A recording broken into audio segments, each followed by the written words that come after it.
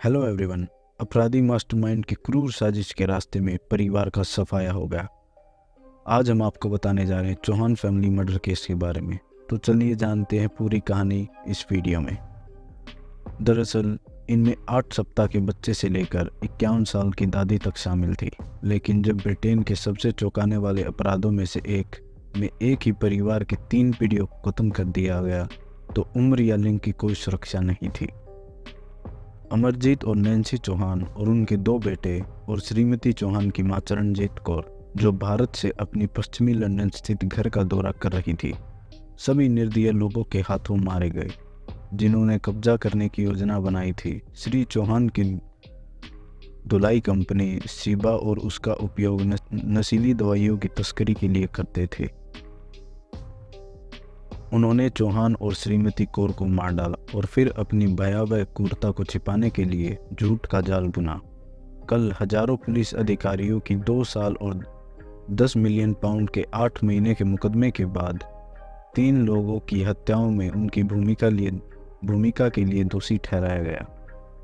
जब फरवरी 2003 में परिवार गायब हो गया, तो श्री चौहान के कर्मचारियों को शुरू में संदेह हुआ कि वह अपने परिवार के साथ भाग गए थे, क्योंकि वह किसी प्रकार की वित्तीय गड़बड़ी में थे।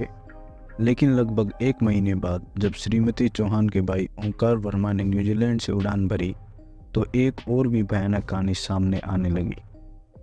श्री वर्मा को 14 फरवरी को उनकी 25 वर्षीय बहन नैन्सी का फ़ोन आया था। वह चिंतित थी क्योंकि शिबा स्टाफ ने उसे बताया था कि अमरजीत हॉलैंड के लिए उड़ान भर चुकी है, लेकिन वह जानती थी कि उसका पासपोर्ट गृह कार्यालय में था और रेगन द्वारा उसके पति का एक टैप किया गया संदेश पंजाबी के बजाय अंग्रेजी में था, जिसे जोड़े ने फ़ोन पर बात की होगी। अगले दिन श्रीमती चौहान, उनके बेटे और मां गायब हो गए। हालांकि मार्च के अंत तक श्री वर्मा के आग्रह पर पुलिस ने पश्चिमी लंदन में परिवार के घर की तलाशी नहीं ली। उन्हें गीले कपड़ों से भरी वॉशिंग मशीन, श्रीमती कौर की भारत वापसी की उड़ान का एक अतीत टिकट और उनकी प्रार्थना पुस्तक मिली, जिसे वह हर समय अपने साथ रखती थी।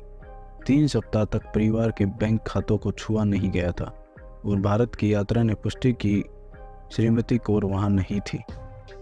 शिबा के कर्मचारियों को टाइप किए हुए पत्र मिले थे, जिस पर श्री चौहान के सिग्नेचर प्रतीत हो रहे थे, जिसमें कहा गया था कि उन्होंने इंग्लैंड से बहुत कुछ खा लिया है और अब अपने परिवार को वापस भारत ले जा रहे हैं। उन्हें संदेह था क्योंकि श्री चौहान लगभग हमेशा अपना पत्र व्यवहार हाथ से लिखते थे। पत्रों ने स्पष्ट रूप से शिबा के रेगन को सौंप दिया, जिन्होंने जुलाई 2002 में वह काम शुरू किया था। हालांकि उसके सहयोगियों को कम ही पता था कि रेगन हत्याओं का मास्टरमाइंड था और ब्रिटेन के सबसे भयानक अपराधियों में से एक था।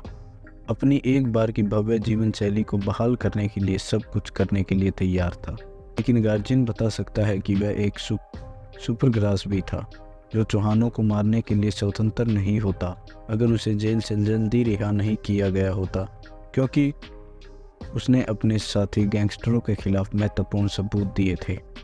रेगन ने लंदन के फैशन रीजेंट स्ट्रीट में स्थित एक बीमा व्यवसाय सैरज इंटरनेशनल में दखल दिया। उन्होंने इस परिसर का उपयोग एक मुखौटे के रूप में किया, जिसके माध्यम से उन्होंने 1996 और 1998 के बीच कई मिलियन पाउंड के मादक द्रव्यों का धन शोधन किया। उन्होंने और विलियम ने ड्रग तस्करों और अन्य आपराधिक सहयोगियों को 10 साल की अवधि में 1000 से अधिक पासपोर्ट भी मुहैया कराए। रेगन की किस्मत आखिरकार जून 1998 में ख़त्म हो गई, जब नॉर्थ लंदन में हेरोइन तस्करी के सौदे के दौरान पुलिस ने धावा बोल दिया। रेगन ने अपनी कार तेजी से भगाने की कोशिश की और एक पुलिसकर्मी से टकराकर उसे घायल कर दिया। उन पर हेरोइन तस्करी और अधिकारी पर हमला करने के आरोप लगाया गया था। 20 साल से अधिक की जेल की सज़ा का सामना करते हुए उसने अपराध कबूल कर लिया और सुपरग्रास बन गया।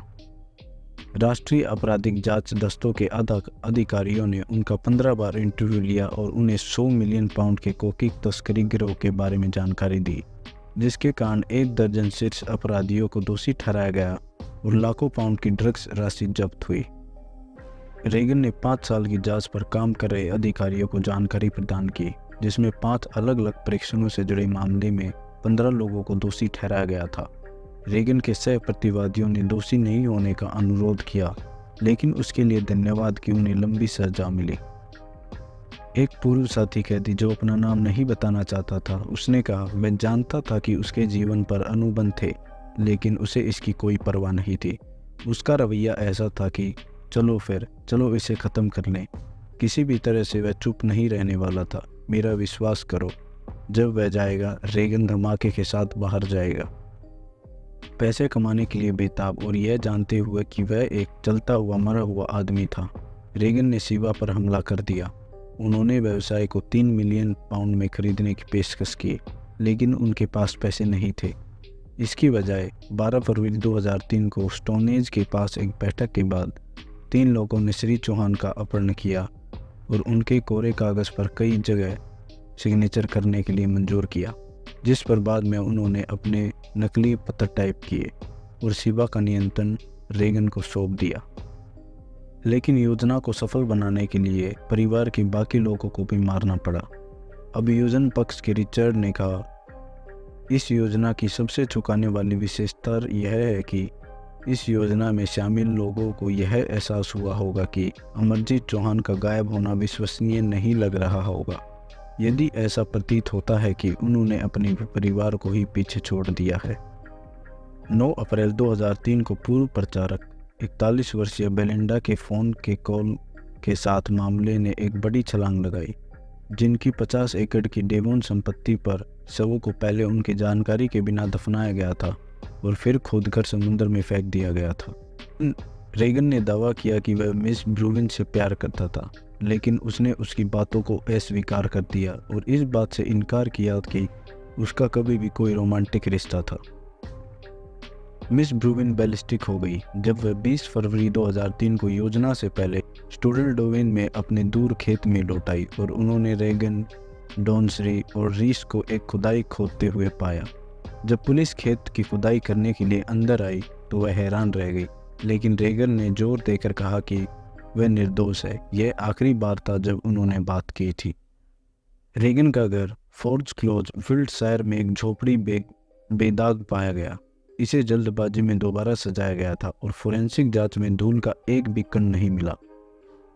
हालांकि बगीचे की दीवार पर खून की एक बूंद निर्णायक रूप से साबित हुई कि वह देवेंद्र से आई थी। यह जमीनी स्तर से 4 फीट ऊपर था और एक फोरेंसिक वैज्ञानिक ने इसे नीचे की ओर गिरने के रूप में वर्णित किया था, जिससे पता चलता है कि उस समय बच्चे को ले जाया जा रहा था। तीनों लोगों द्वारा शव को ठिकाने लगाने के लिए इस्तेमाल की गई स्पीड बोट पर अमरजीत चौहान के खून के निशान पाए गए। रेगन और ऑनरसी देश से भाग गए, जबकि रीस टीन के जंगलों के पास छिप गए। सभी को पकड़ लिया गया। रेगन को बेल्जियम के एक बार में घेर लिया गया था। मुकदमे के दौरान रेगन ने पुलिस पर चौहान के नाम पर एक पत्थर रखने का आरोप लगाया। अभियोजन पक्ष ने तर्क दिया कि चौहान ने इसे छुपाया था क्योंकि वह मरने से पहले एक सुराग छोड़ना चाहता था।